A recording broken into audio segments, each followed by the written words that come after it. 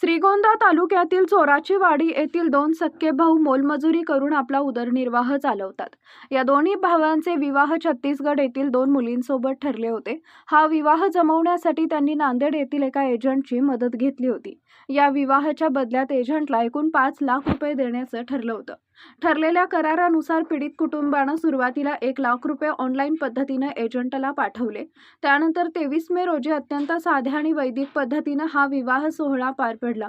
विवाह पार पडल्यानंतर उरलेले 4 लाख रुपये देखील एजंटला रोख स्वरूपात सुपूर्द करण्यात आले. लग्नाच्या सुरुवातीचे 4 दिवस आनंदात गेले, मात्र 5व्या दिवशी दोन्ही नववधूंनी आपला खरा डाव साधला. त्यांनी रात्रीच्या जेवणामध्ये काहीतरी गुंगीचं औषध मिसळून संपूर्ण कुटुंबाला खायला दिले. जेवण केल्यानंतर घरातील सर्व सदस्य गाढ झोपेत गेल्यानंतर दोन्ही नववधूंनी तिथून गुपचूप पळ काढला. सकाळी जेव्हा कुटुंबियांना जाग आली तेव्हा दोन्ही सुना गायब असल्याचं त्यांच्या लक्षात आले.